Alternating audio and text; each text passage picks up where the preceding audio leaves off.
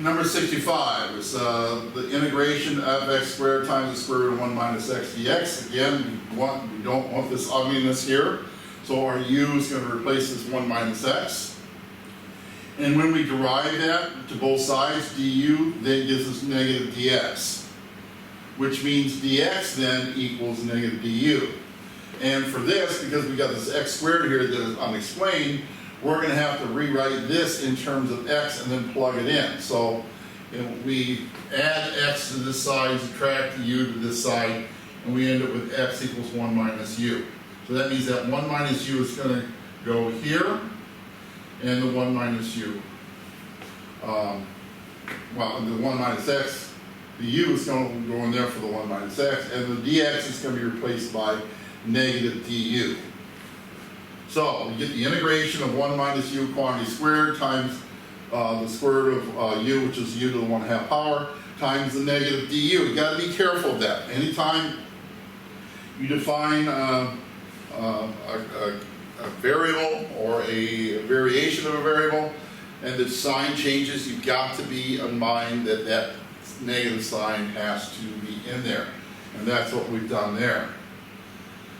So the next thing we're going to do, first of all, I'm going to take this negative sign, put it all the way in front of the whole thing that's being multiplied. I'm going to square 1 minus u. I get 1 minus 2u plus u squared. It's just a FOIL thing, but it's also square this, multiply these two together and double. Squared 1, squared u. 1 minus negative time 1 times negative u is negative u, and double it gives you negative 2u. So that's the fastest way to do the foiling of a binomial square.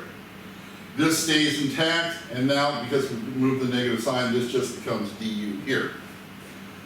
All right. Next thing, I went ahead and distributed this negative sign across all of this right here. I don't have to do it here because these are all multiplying, but since these are adding inside the parentheses, I changed the signs there.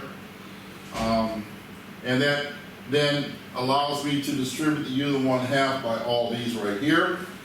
And I get negative u to the 1/2 plus 2u to the 3/2 minus u to the 5/2 du. At this point now, we are ready to integrate. Okay?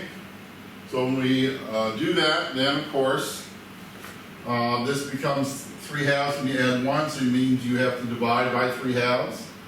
This is going to become 3/2 plus 1, which is 5/2, so the denominator becomes 5/2. And this becomes 5/2 times 1, plus 1, which is 7/2, so the denominator is 7/2. And then we have to put our constant in for every step. All right, so at this point, like we did last time, we got to reciprocate these and put them and multiply them by the u's that we have on top. And that gives us negative 2u to the 3/2 over 3 plus 4u to the 5/2 over 5 minus 2u to the 7/2 over 7 plus c. Now it's time to find the lowest common denominator. That lowest common denominator is 105. So if I'm going to make all the denominator for each of these 105, then that means that I'm going to have to take this denominator 3 and divide it into 105, and it goes 35 times. And so that becomes negative 2 times 35, or 35 times negative 2. It's commutative, doesn't make any difference. Times u to the 3/2 power. 5 goes in 105, 21, so I got the 4 times the 21 here, times u to the 5/2. And then 7 goes in 105, 15 times, so negative 2 times 15 goes on top with the u to the 7/2. Now I go ahead and resolve all that stuff. So negative 2 times 30 is negative 70, u to the 3/2. 4 times 21 is 84, u to the 5/2. And negative 2 times 15 is negative 30, u to the 7/2. And the 105 stays as is. This point we have to factor out common factors here. So these are all even, so I'm going to take the 2 out, and when I do that I say I get a 35 here and a 15 here, but a 21, so there's no other common factor. I just take the 2 out of there. And then the lowest number of u's I have in each term is 3 halves, so I'm going to take u to the 3 halves out of each. And when that happens, then, if I take 2 u to the 3 halves out of each of these, that leaves me negative 35. And then u to the 3 halves divided by u to the 3 halves is 1, so that's just negative 35. 84 divided by 2 is 42. And u to the 5 halves divided by u to the 3 halves, you subtract exponents when you divide like bases, and that gives you 1. 5 halves over 3 halves is 2 halves, which is 1. So that's u to the first power, or just plain u. And then 2 goes into negative 30, negative 15 times.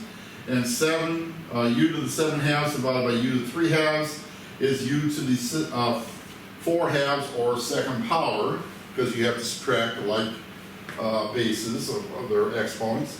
And so you put the 2 right there, plus c. Now, at this point, and this is generally what is preferred, is that when you have this, 2 things must take place, at least through the eyes of most professors you're going to be dealing with if you have to take college calculus.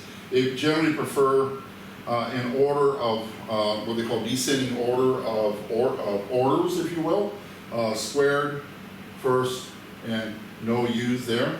And then get rid of the negative sign. If this becomes a negative, then you have to multiply everything by negative 1 or just change the signs and put the negative out here, which is what I've done. So this goes first and we make that positive, this becomes negative and this becomes positive.